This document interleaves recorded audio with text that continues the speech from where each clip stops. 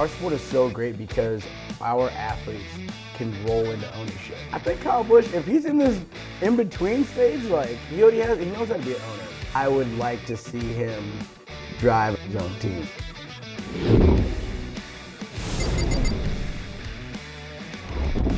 Hey race fans, welcome into another episode of Backseat Drivers. We didn't take an off week here in the backseat. We kept it going and we're gonna roll right through it because hopefully some drivers will get on a boat, some nice vacations, you know, and we'll all just kick it back up this weekend coming up for Nashville. So it's gonna be an exciting weekend for the NASCAR Cup Series, back on track. Nate, NBC, and the crew take over. It's going to be a show in Music City. So let's get right into our superlatives for the season, however, because we're going to take a look back at what we've seen so far in the 2022 season. I have Nate Ryan joining me, Mamba Smith here. So first up, best finish of the 2022 season so far. This is not the race in its entirety, the final lap, the lap that counts, Nate. This one's tough because there have been a lot of great finishes. I'll go back to the first race of the season. I'll take Daytona 500 and Austin Cindric able to hold off Ryan Blaney, and you know, it was sort of unknown how the Penske guys would race each other, knowing what had happened just a year earlier between Keselowski and Logano. So Cindric getting his first win, that being the biggest race of the year, I'll go with that. He's been hanging out with Letarte. Yeah, I forget that one. Yeah, I know. The Daytona 500. Well, I don't forget it. I just forget how it ends sometimes. Yeah. I don't. Same. Yeah. So, man, which one? One lap. One lap? One lap. If it's one lap, like initially I was like, man, Coda. Coda was awesome. Coda was spectacular, but Gateway was also really awesome. Like watching Kyle and Joey swap back and forth cleanly with two guys that you would think would just run over each other. Like you're like, wait, what am I in the Twilight Zone? Like you guys were running clean, and it was great. So I got to go Gateway because of that. Yeah. But I'll give Coda a very, very close second. Yeah, the sold-out show at Gateway also helped. Mine is the one that I screamed at the television for, the only one so far this season that I have let a little bit of emotion, Bristol Dirt. I was just thinking that one, yeah. Yes, Bristol Dirt was my favorite finish. I'm sorry, Tyler Reddick. But I did pick you that race. That's probably why that happened, because you picked it. Probably. All right, next up. Who's had the most impressive performance in 2022? This can be team, organization, driver, owner. I don't care what your answer is, but who is it? I think as an organization, it has to be Trackhouse. I mean, they have 3 wins now, and the 1 runs consistent. The 99's finding their footing. But I want to give a shout out to JTG Doherty in the 47. They rolled off like 5 straight top 10s with Ricky Stenhouse Jr. and Michael McDowell in the front row. Like this is what that car was for. This car was to make the field bigger by making it more competitive. And obviously it did that. And those teams are really showing out. And the 43. That's a good one. I'm going to double down on Trackhouse. I know it's the boring, obvious answer, but it's the right one. It's the right one, right? I mean, to have 2 drivers, both win races, and especially this year where there hasn't been anybody who's won more than 2 times, 4 first-time winners. But Trackhouse, I mean, to Mamba's point, this is what this car was created for, was to allow a team that I think it's fair to classify Ganassi Racing as mid-pack, for Trackhouse to kind of meld with all of the resources at Ganassi and take that next step up. I mean, to me, through 16 races, they're really a first-tier organization, and that is hugely impressive. I don't think anybody would have expected that in the first year of Trackhouse being a 2-car team. Yeah, 2nd year of their existence, period. That's insane. I had Trackhouse written down, but the common denominator with both of their answers, the next-gen car. Most impressive performance for me this season. That's fair. Next-gen car. Yeah. Next up, what's been your favorite race of the 2022 season so far? This is talking race in its entirety, from lap 1 to lap whatever the end was. What's been the best race? I gotta go with Coke 600. Like honestly, like I've never watched a full Coke 600, and I didn't leave my TV and watch that. Well, I was at the racetrack, so I was watching from the media center and the big screen on the back, actually, so I didn't leave. I was there all day, but it was fantastic. It was just it was awesome. Like, every time you looked up, it's like, oh, Kyle Larson spinning out. Oh, Chase Elliott spinning out. The car was... Chris Buescher's on his hood. Chris Buescher's on his hood. Like, you didn't know who was going to win at the very end. You thought it was one way. There's a big one.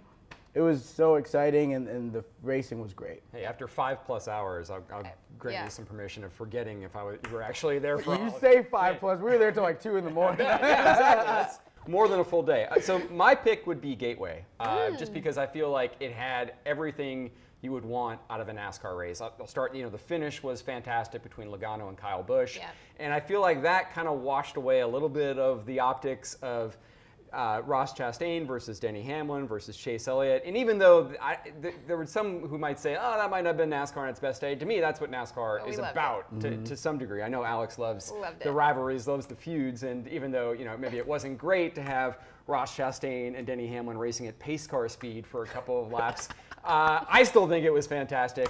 And on top of all that, I mean, inaugural race, and obviously St. Louis showed out for the first Cup race there. Yeah, I also had Gateway written down, but I am going to double down with Mamba. The Coke 600, my home track, born and raised in the Charlotte area, sold out crowd, the pageantry of the Coca-Cola 600 in itself, and then give me, as Nate mentioned, give me all the things. That race had all the things. I loved it. This one's kind of an obvious. I think we're all going to have the same answer. I will be surprised if we don't. Who's been the best team so far this season? Nate. And again, I'm Mr. Obvious. Hendrick Motorsports. Oh. If you've got 4 drivers who all have 4 wins, right? This is different than what I thought. I mean, I guess Trackhouse, I think, has been the most impressive, but in terms of best team across the board, knowing you have to do it across 4 cars. True. I think I'd pick Hendrick Motorsports. Okay. Yeah, I see what you did there. See what you did there. It's Trackhouse. I mean, and honestly, like, if I'm going to get real specific, it's the one car.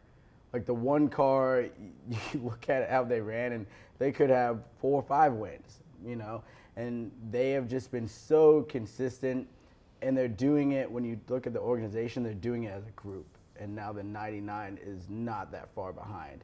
And I think after this win at Sonoma for Daniel, he's got that monkey off his back, and now he can settle in and really focus in on this championship run. Mine is Trackhouse.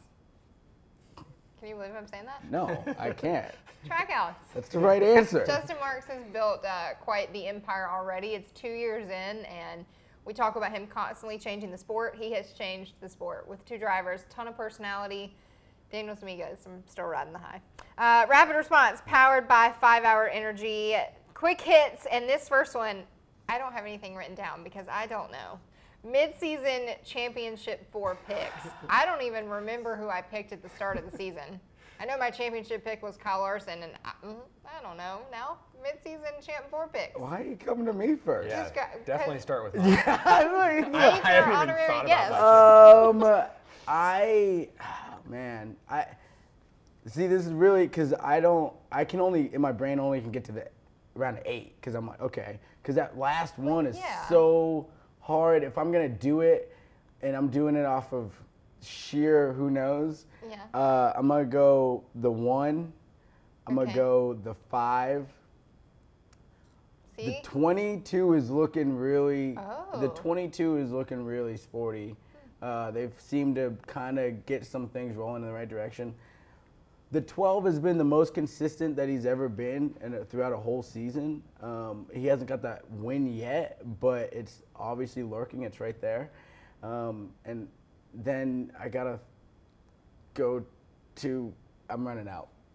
The 9 maybe? So you have, that works. I picked 5. I picked 5. I got 2 Hendrick guys in the mix.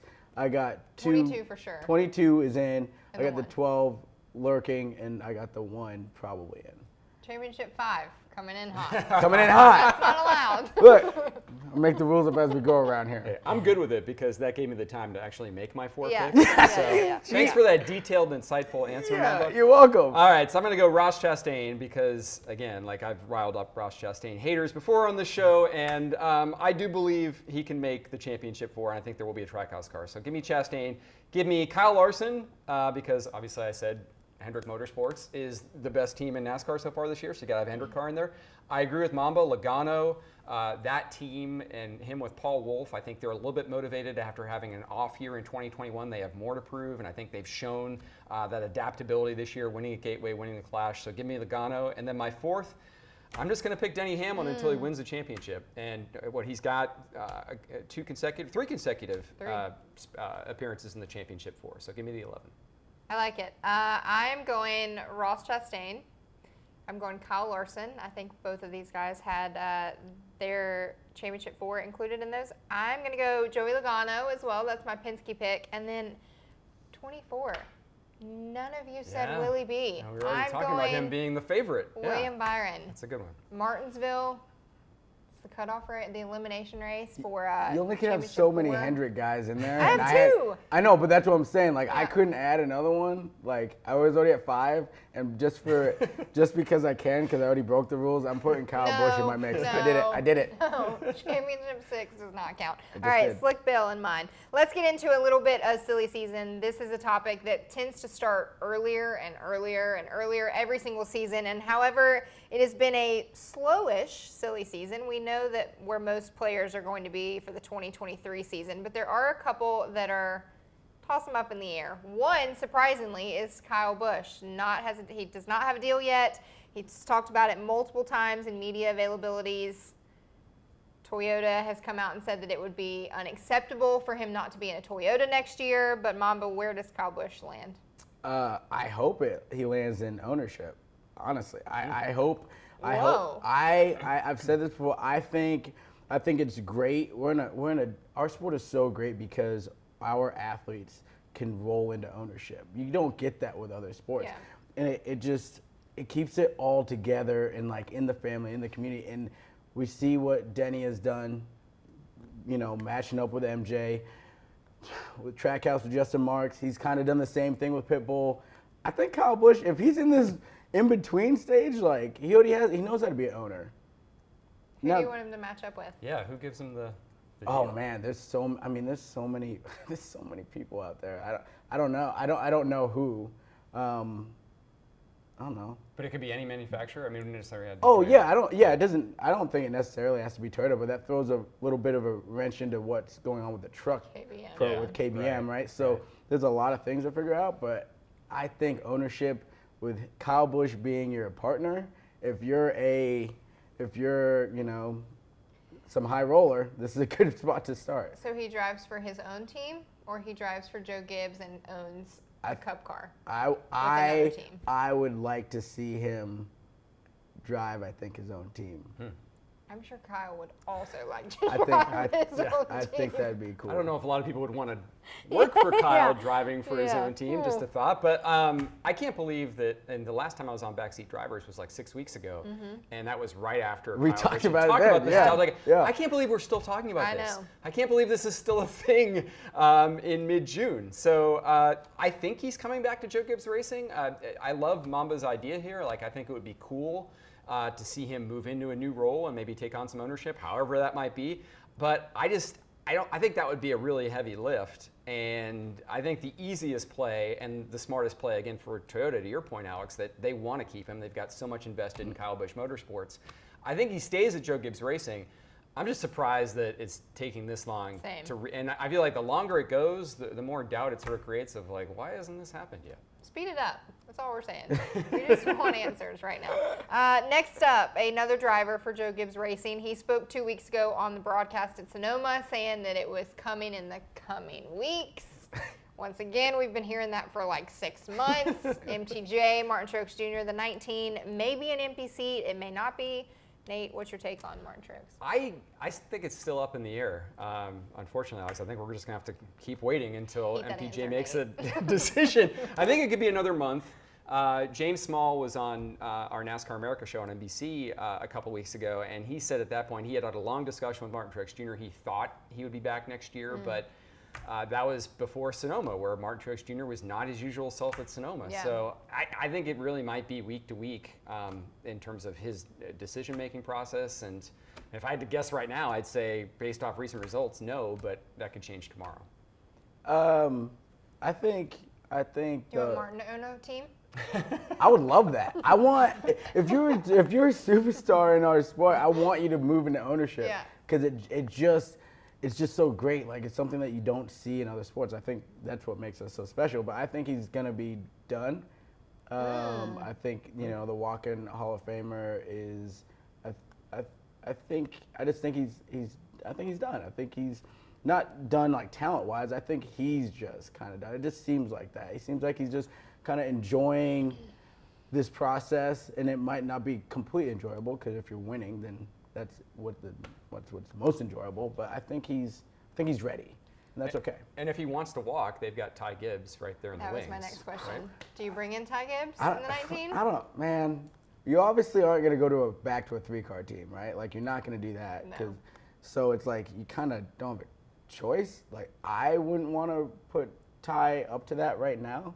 I just think that he has some maturity to do, and the Cup Series will expose immaturity really quickly. Yeah. So, and right now his reputation on track isn't the cleanest. I think the Xfinity Series might have exposed that we need some maturing a little bit. Right. So I don't know. I mean, I think that Gibbs has gotten burned by moving drivers up too quickly in the past, and they've reacted to that. Logano being a great example where he probably could have used another year in Xfinity. But then I think they might have waited a little too long on Erik Jones and maybe even Christopher Bell. So I think that where Coach Joe Gibbs is right now in his organization, I think even despite the maturity we've seen in Xfinity, there's still a long way to go in the Xfinity Series this season as well. Maybe he makes strides in the second half, and maybe he's the champion, and suddenly it seems like a natural progression to move Ty Gibbs up to Cup. Yeah, we'll see. Okay, next up, the number 10 car with Stewart-Haas Racing. We know that this is the final year for ARIC Almirola, his full-time season. He's not obviously eliminated the fact that he may be back. And we know that drivers in the NASCAR Cup Series, when they retire, do they actually retire? Jimmy Johnson? No, you don't. Mark Martin. Mark Martin. Yeah, okay, so the number 10 car, who fills the void of the number 10 driver? I think the obvious answer would be Ryan Preece, because he has the Harvick relationship, and obviously he's been running with Stewart-Haas a little bit this year, so he seems like he's the obvious candidate. But I think this is still somewhat in flux. I think there's some activity around who's good in the Xfinity Series, who's good in the Truck Series. Certainly it's a little eye-opening when you see Zane Smith hop in a Ford at Gateway and run fairly well in place of Chris Buescher. He'd be on my list. The obvious answer is Ryan Preece. But I think it's interesting because that seat could get filled by someone who's just hungry and really wants to show. And there's a lot of guys that haven't been in equipment like that before. Corey LaJoie is one of those guys that hasn't been in equipment like that before. Ricky Stenhouse is he has a connection with Harvick and KHI. Yeah, also, I know he's there and he seems like he's a good fit, but Burton is in a Ford already and he has a connection with KHI as well. So there's a lot of moving parts here. I'm interested to see. I don't know, but I think I bet it'll be a surprise. I think we'll be surprised who's in the 10 car next year. So if you are Tony Stewart, who is in your 10 car? If I'm Tony Stewart, Nate, I'm asking you the same question. So yeah, if I'm Tony Stewart, I'm looking really hard at what's in house, what we've already developed, which is Ryan Preece. Okay. What's your number 1 pick? He's got to be on the top of your list because he's already in house. Okay. Right, and then my close second, honestly, is Corey LaJoie. I want to see LaJoie. I want to see LaJoie in equipment that is above B+.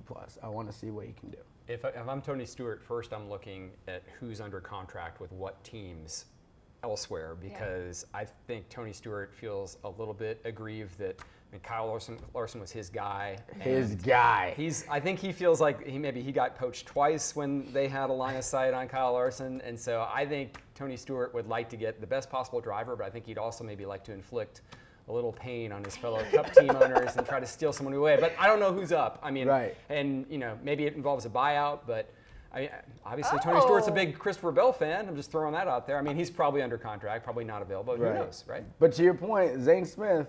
I mean I talked to Zane. I said, when Chip came out and said that he was looking at putting you in his Cup car, I was like, whew, that's a step. And I said, but you have been killing it. And he is doing stuff in the trucks effortlessly. Right. And then he steps into the Cup car and you're like, oh, okay, we'll find out. And the 17 Cup car too. It's not like it's a prolific team right now. And he outran Brad and ran really well. Completed the race. Finished 17th. In a Ford. Yeah. Yeah. Good. It's good. If I'm Tony Stewart, I'm going Zane Smith.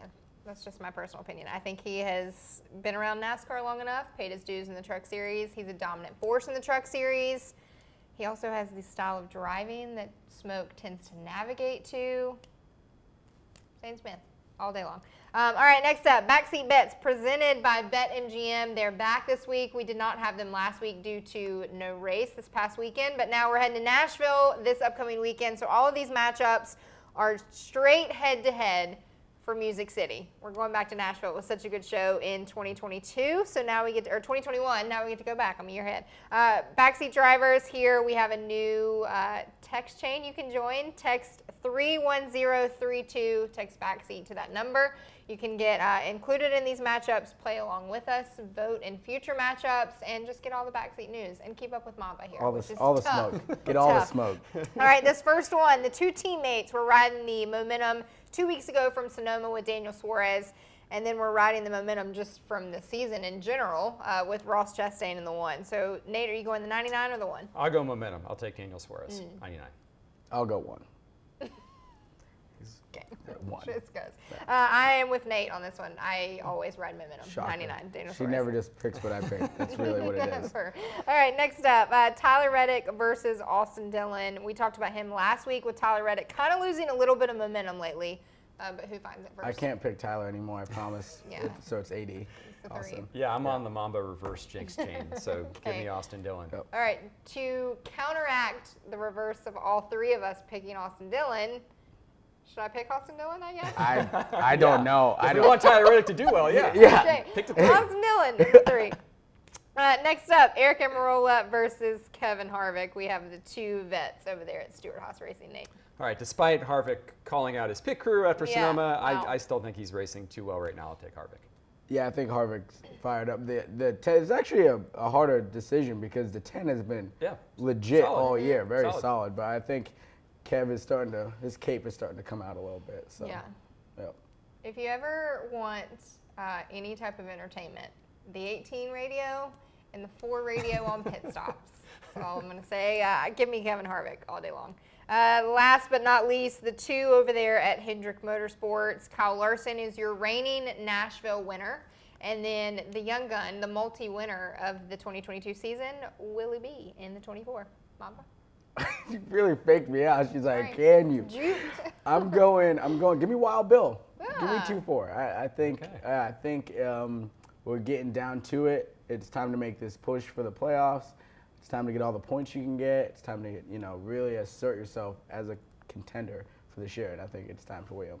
I think the concrete favors Hendrick drivers. I like them at Nashville. I think it will be a Hendrick driver, but I'll take Larson. Because I feel like coming off Sonoma, obviously tough situation there involving Cliff Daniels. I think Larson's got a little bit more to prove and a little bit more in terms of leading this team. So I like Larson. The champ has more to prove? He does. He does. He's kind of had a little bit of a quiet first 16 races. I am going William Byron, and this might be teasing my pick, but I'll hold that out. Now you know. Smooth. All right, Nashville this upcoming weekend. Country music, NASCAR, barbecue, tailgates. It was such a fun show at Nashville Superspeedway in 2021. Now we get to head back, see the track again, see how it performs with these next-gen cars. Kyle Larson, as we mentioned, got it done last season. So let's do Victory Lane for Nashville this upcoming weekend. Nate, you're our honorary guest. You go first. I'll take Larson. Repeat winner. Okay. Give me the 12. Give me look. Yeah, I haven't picked him in probably 2 months. It's time to get back on the train. He's been really consistent, but we need a win because it is getting pretty close on that whole cut line deal. So it's time to get a win, and Nashville suits him. What's the commercial that has like the Captain Obvious? It's like, I'm Captain Obvious. I don't know what you're talking about. Well, endorsement Sign him opportunity up. here. Yeah. All right, I already said it. I'm going with the 24 of William Byron. I like the speed out of the young gun. I think Hendrick has found the right combination at Nashville. I think they're the only ones that really had it figured out, but I'm going the 24. We'll see.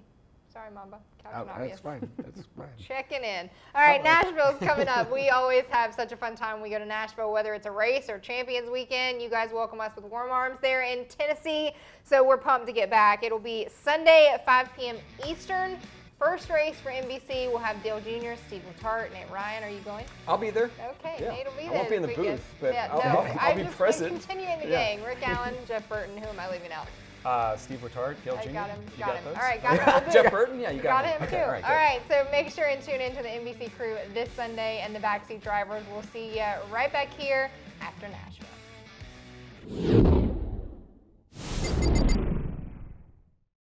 Thanks for watching. Subscribe to our channel for more clips, highlights, and full-length episodes. Also, check out NASCAR.com to stay up to date with all the latest news.